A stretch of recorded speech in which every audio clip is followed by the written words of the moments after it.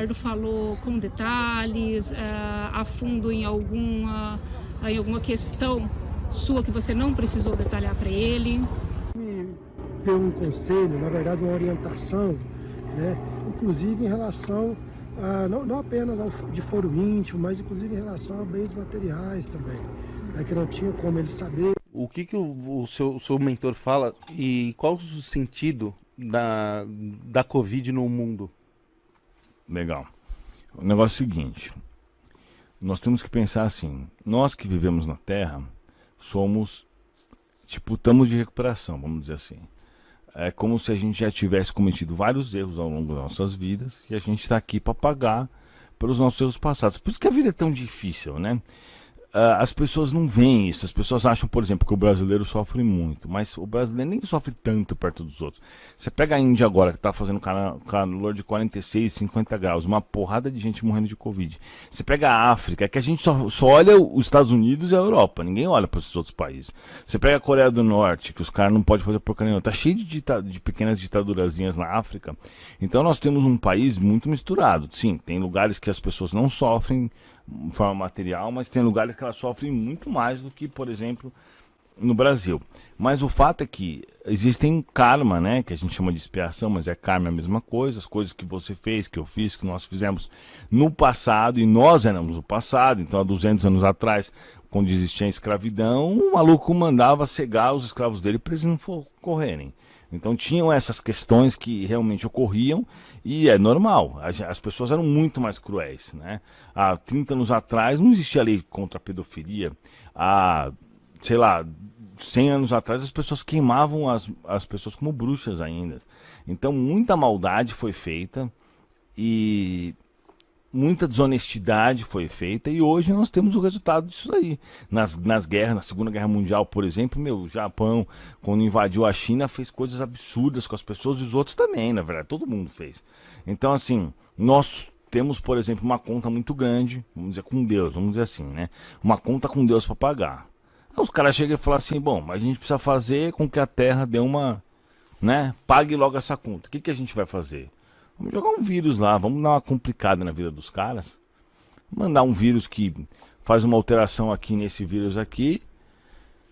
E ele vai realmente ser bem complicado para todo mundo. E foi o que foi feito. Então isso daí foi feito com supervisão dos espíritos superiores que trabalham para Jesus, né? E que tem total conhecimento do que iria acontecer. Por isso que não é um vírus que vai acabar com a humanidade, mas também não é um vírus que se resolve fácil, né?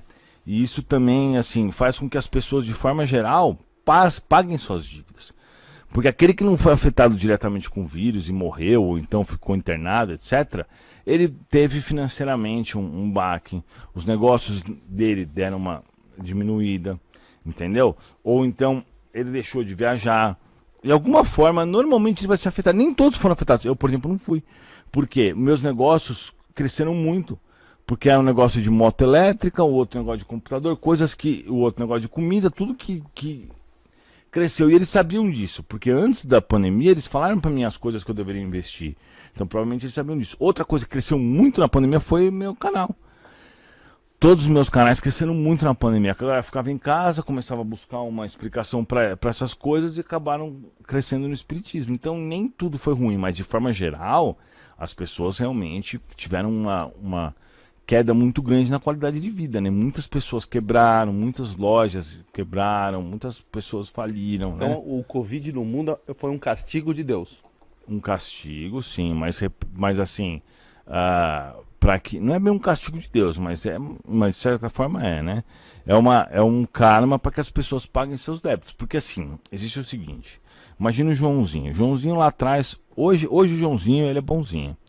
Né? Ele não faz nada de errado, tal. Mas lá no passado, ele era um cara que roubava e matava as pessoas. Porque a gente vem melhorando ao longo das nossas existências físicas. Mas aí Joãozinho não podia pagar isso aqui, tinha que jogar o mundo inteiro junto? Não, aí o Joãozinho, 6 meses antes, resolve abrir uma agência de viagem. Investe todo o seu dinheiro. E aí acontece o Covid. O que acontece com a agência de viagem de Joãozinho quebra. Entendeu? Mas o Eduardo, que não tem essa dívida, não. Ele resolve, em vez de abrir uma agência de viagem, abrir um restaurante delivery, por exemplo. E aí eu sou... óbvio que não é, eu não gostaria, claro, mas eu acabei ajudado pela pandemia ao invés de ser piorado. Então você foi um privilegiado. Não é que privilegiado. Não é bem privilegiado, porque na verdade nem sorte nem privilégio existe. É tudo resultado das nossas escolhas. Você é uma mistura das suas escolhas atuais com as suas escolhas passadas. Você é herdeiro de si mesmo. Então o resultado da sua vida atual é tudo que você fez no passado e o que você tem feito agora, as suas escolhas. Então você é um privilegiado.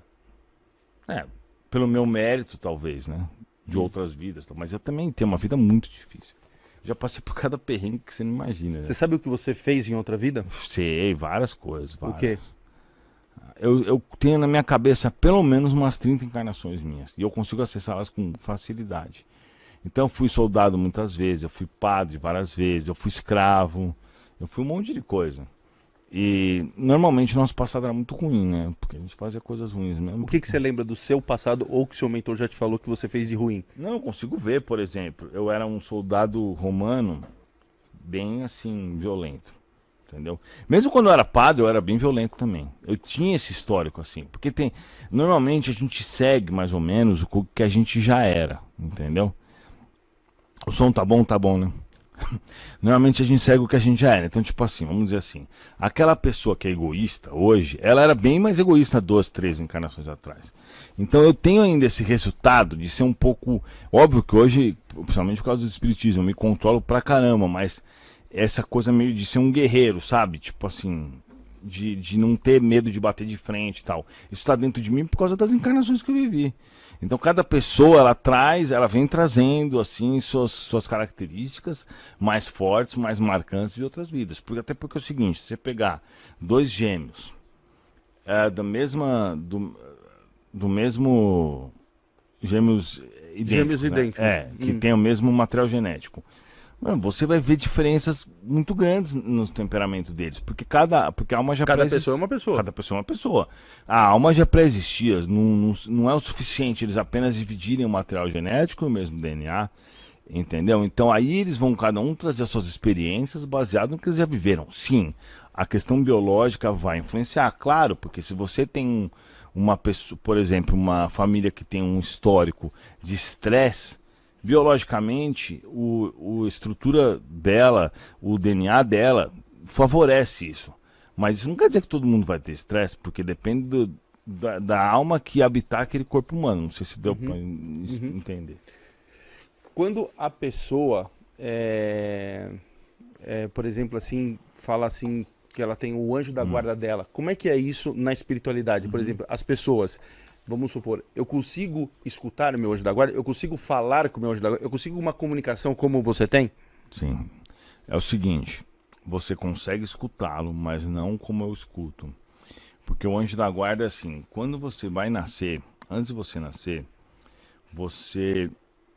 É que assim, vamos imaginar para o seguinte contexto. A vida biológica, que é a vida que a gente está agora, ela é uma encenação. Uma encenação não, ela é como se fosse uma prova da vida espiritual. Então a gente reflete o que a gente vai fazer, a gente vem para cá com o intuito de nos melhorar intelectualmente, inteligência e também bondade, né? Nos depurarmos, ficarmos menos egoístas, mais altruístas, coisa e tal. Então, ao longo desse processo, você programa a sua vida. No mundo espiritual, a tecnologia é muito mais avançada e o conhecimento muito maior sobre todas as coisas. Aí você fala assim, bom... Beleza, vou reencarnar como Alan e eu preciso de um espírito, todo mundo precisa, para ser o anjo da guarda. Para quê? Para ajudar você na caminhada que você vai ter. E esse espírito ele vai fazer com que você... ele vai fazer não, porque ele não tem a capacidade de tomar decisão por você. Ele nem pode, na realidade. O livre-arbítrio sempre vai ser respeitado, mas ele vai te ajudar a seguir o caminho certo. Ele vai te intuir, ele vai colocar você em boas situações. Então, às vezes tem gente que pensa, pô, fala pro meu anjo da guarda fazer eu ganhar na loteria, mas isso não é bom para você. Quem disse que ganhar na loteria é bom? A maioria das pessoas que ganham na loteria acaba ou falindo, ou vira viciado em alguma coisa, ou gasta dinheiro de forma ruim. Aí, em vez de o cara se ajudar, o cara tá se piorando. Então, não necessariamente é bom ganhar na loteria. Então, o anjo da guarda vai fazer com que você passe pelas situações que você precisa passar, para evoluir. Mesmo que as situações sejam ruins, muitas vezes são situações ruins, ele mesmo que está fazendo você passar. Porque o que interessa para ele é a sua evolução, e não se você está de boa agora ou não. Ele quer que você melhore, que você se depure, que você pague pelos seus erros do passado. Então, antes de você reencarnar, você combinou com algum espírito, ó, vamos lá, eu vou reencarnar, você vai me ajudar? Vou te ajudar no staff, vamos dizer assim, sabe? No backstage, ali, vou te ajudar nesse processo. E aí você reencarna, ele vem junto, ele vem ali te guiando nesses passos. Aí, por exemplo, você tem que conhecer a sua mulher, que vai ser sua esposa. Ele vai fazer vocês cruzarem o caminho, ele vai intuir você para pedir o WhatsApp dela, algo do gênero. Ele vai fazer essa participação na tua vida. Então todo mundo tem pelo menos um anjo da guarda, sim, né? Um espírito que está perto de você, que faz esse processo todo de esses vínculos, entendeu?